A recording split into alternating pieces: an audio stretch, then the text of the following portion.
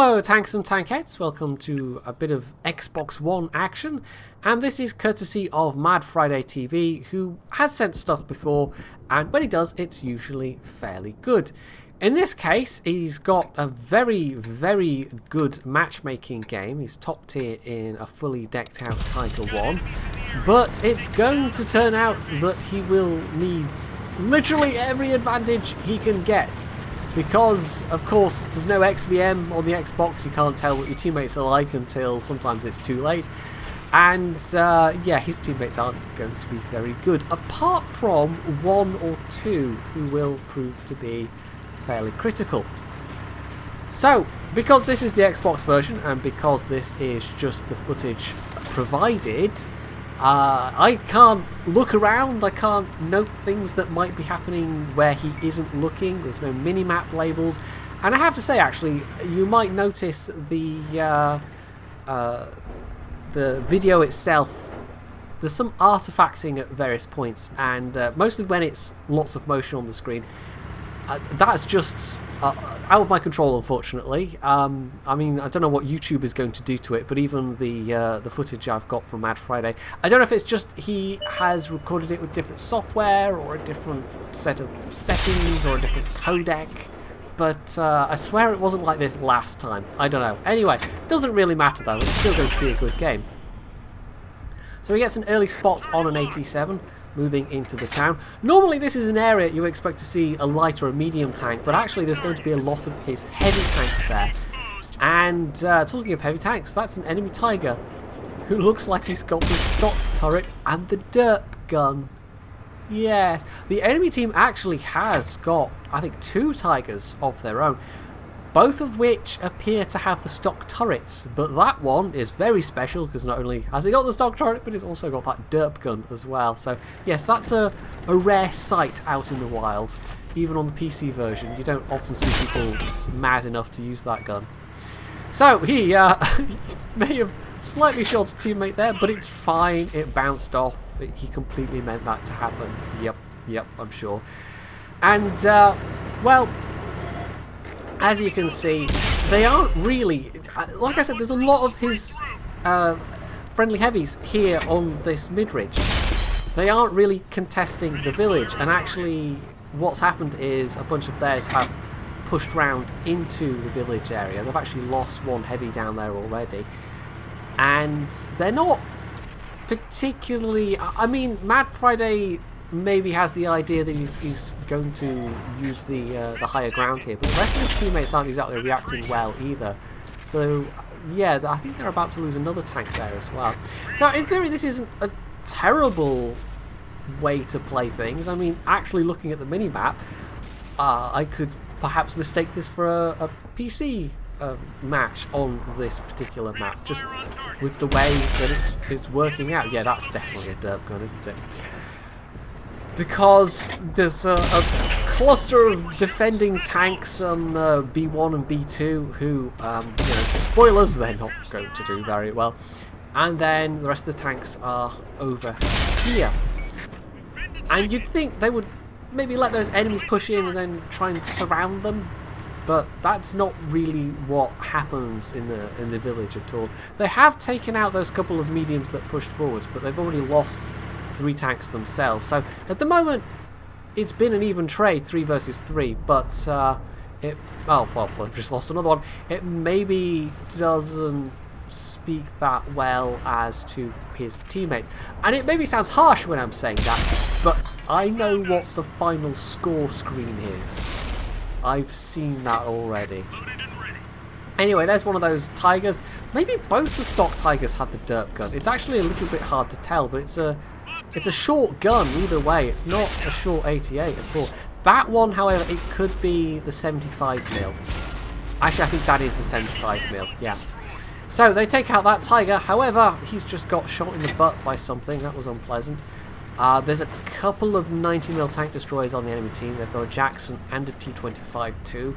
Could be either of those, or it actually could have been the 87, which I think the 20-pounder gun, that's like 230 average damage. I mean, it would have been a low roll because he lost just under 200, but equally, of course, it could have been one of those American TDs with a low roll as well. Either way, it was something that was a low roll. So, you know, the RNG favoured him slightly that time. So the enemy is starting to push forwards a bit. And, well, I think that's true on both flanks, actually. His own team doesn't seem to be acquitting itself that well. Their positions aren't terrible, but it's hard for me to actually see what's going on exactly. I don't know if they are just exposing themselves too much. Are they... I mean, that T-29, for instance, it kind of looks from this position like he's just pulling out sideways in front of a bunch of enemies, and that's not going to go well. Maybe that's what the rest of his teammates around him were doing as well. I just can't really see, but it would have to have been things like that, because, like I said, I know what the score screen is going to be like. Now, Mad Friday is maybe a bit worried himself here. He's, I think at this point, just thinking he has to get round behind and do something, because he's losing teammates at an alarming rate. All the tanks that were clustered in B1 and 2 bar artillery are dead, and it doesn't have a lot of allies left in the town, whereas the enemy do now significantly outnumber them. So he makes a move on the AT-7, and he has taken a hit in the process, but unfortunately this has attracted the attention of that remaining Tiger. However, I think that is the Derp Tiger, and he seems to be firing AP rounds. So, yeah, but he's done the right thing here. I mean, he's gone around behind this tank destroyer who is a bit stuffed, and there we go. I think that's the T-29 that got the kill there.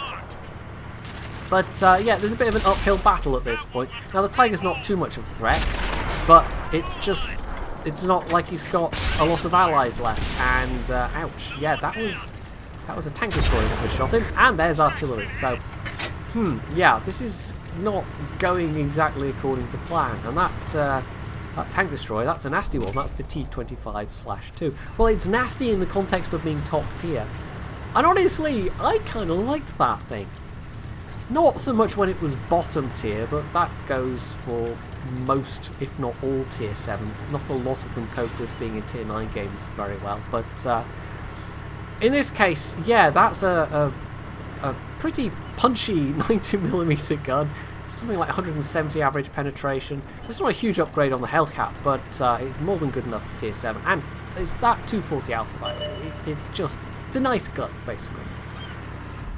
So the T-29 is charging off back towards the cap. We can see that ARL's been spotted, and, well, he's about to be having a very bad day indeed, because, well, he's been trapped.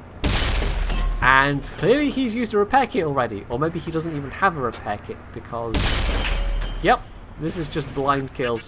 Now, I think that wasn't his kill. I think that was somebody else's kill. But either way, he's down. But so is their T-29, so that's not so good. However, the Hummel, the Allied Hummel, is still alive, and he's not going to live, but he's at least going to give them vision on these tanks, these enemy tanks near the cap.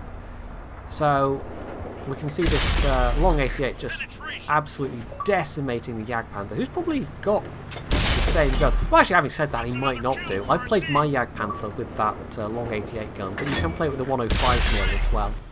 And the KV-3 we can see is an easy one-shot, but we actually have to hit him. The T-20 did manage one that bounced, however, with the superior penetration on this gun, that wasn't so much an issue for Mad Friday. So this has brought things back in their favour-ish. The T-20 is super low health. He's only got half of his own health left. And we know at least one of the enemy tanks is... well, he actually flicks to take a look there. I think both the enemy arties are Hummels. It's the Jackson and the T-25 too. So, dangerous opponents. Even the Jackson has got more than enough penetration to get through the armour of the Tiger. It's not the... I mean, it's always been one of those tanks. It's probably the most iconic tank in the entire game. It's always been one of those tanks that I suspect newer players go for, perhaps expecting it to be amazing and just like, oh my god, it's the legendary Tiger, and then it's not. But it's a hell of a lot better than it used to be. I remember back when the Tiger was considered to be on a par with the AMX M445. It was considered to be at that kind of a level. Anyway, the T-25-2 has come up behind them, and honestly, I am kind of not surprised that happened. They weren't really accounting for the possibility, himself and this T-20, that they would get attacked from that direction. And yet, that's where he ran away from the T-25-2 from. So, I mean, okay, of course, they could have come across the field, but they knew that that he and the T-20 had been defending the cap, probably from this position. So, as an educated guess, it was a pretty good one. And although they came very close to maybe dying, they have fortunately lived. And the T-20 obviously didn't take any more damage because he was already a one-shot. But now Mad Friday himself is an easy kill for either of these two remaining artillery. However, when you get to this kind of situation, it's basically all down to the RNG. So the T-20 has just gone in much faster than the Tiger. Mad Friday was actually, quite sensibly, taking some cover just to be sure that he wouldn't get hit by artillery while he was still spotted.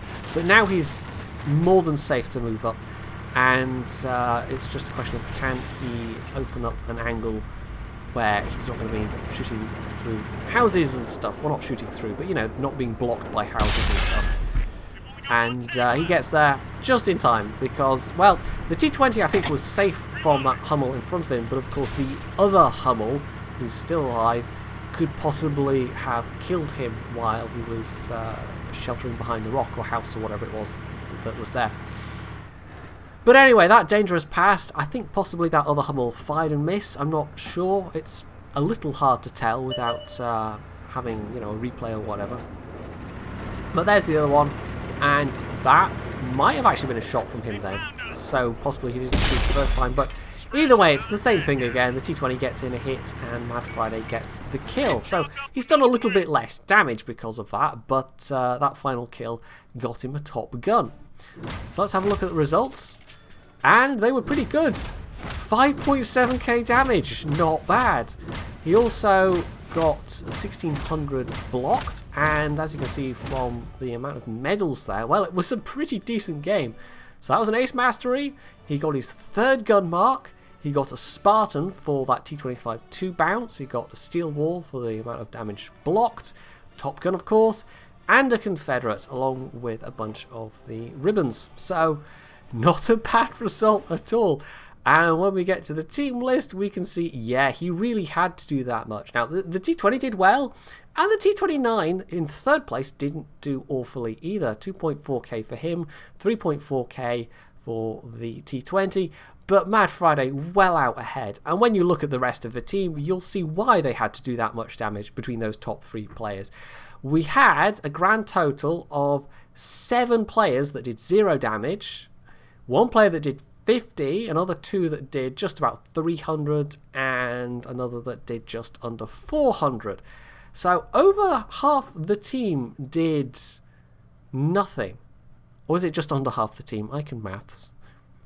Just under half the team did nothing, but the rest of the team weren't doing a heck of a lot either for the most part. So yeah, that really was a carry, and although it came awfully close to being a loss, with not figuring that the enemy tank destroyers would come behind them, they managed to weather that and actually walk away with the win. So, hopefully you've enjoyed this bit of console peasant action, and if you have, you can leave any comments below, you can hit the like button, you can sub to my channel if you haven't already, you can go check out Mad Friday's channel, and as always, stay tuned for more.